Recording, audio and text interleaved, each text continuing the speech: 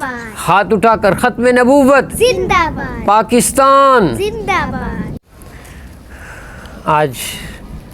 ہر ایک مسلمان کے لیے خوشی کا دن ہے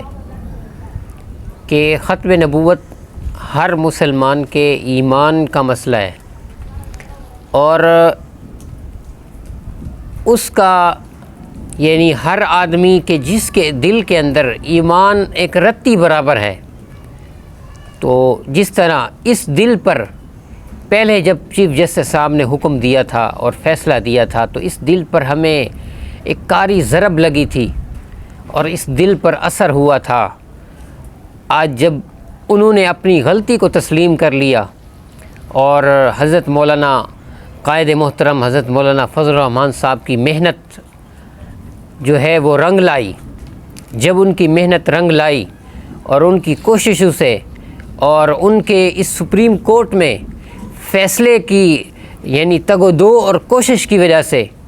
جو ہے یہ محنت رنگ لائی، تو آج چیف جسٹس صاحب اس چیز پر مجبور ہو گئے اور انہوں نے یہ بات ظاہر کر دی کہ جو میں نے فیصلہ کیا ہے یہ غلط کیا ہے۔ تو اس لیے ہم آج، اور انہوں نے بھی حکم دیا تھا کہ آج جمعے کا دن یوم تشکر کے طور پر منانا چاہیے کہ یہ ختم نبوت ہمارے ایمان کا مسئلہ ہے، اور ایمان کے مسئلے میں جو 1974 کے اندر یہ ختم نبوت کا قانون پاس ہوا تھا اور قادیانیت کو غیر مسلم اقلیت قرار دیا گیا تھا، اس قانون کو چھیڑنے کے لیے پاکستان میں مختلف صورتوں میں جو ہے مختلف صورتوں کے اندر اس قانون کو رد و بدل کرنے کی کوشش کی جاتی ہے۔ تو لہٰذا اب یہ بھی ایک ایسی حرکت جو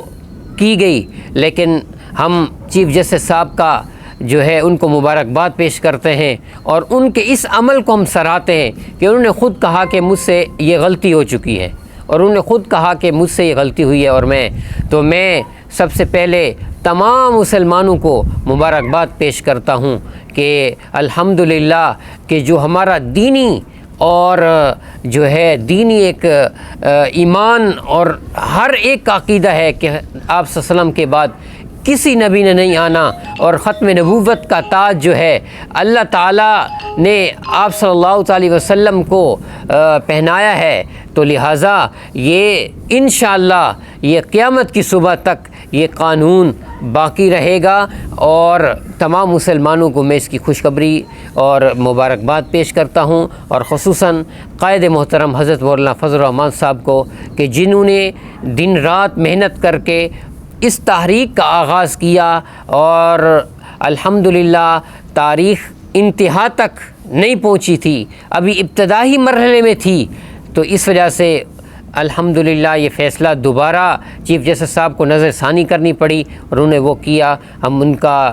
قائد محترم کو مبارکباد پیش کرتے ہیں اور تمام امت مسلمہ کو مبارکباد پیش کرتے ہیں، اور میرے ساتھ دائیں بائیں یہ جو بچے کھڑے ہیں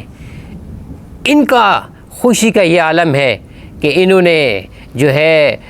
ہم سے مطالبہ کیا ہمیں کوئی چیز کھلائی جائے، تو لہٰذا ہم لوگوں نے انہیں جو بچوں کی چیز ہوتی ہے ہم نے انہیں کھلایا، اور ہم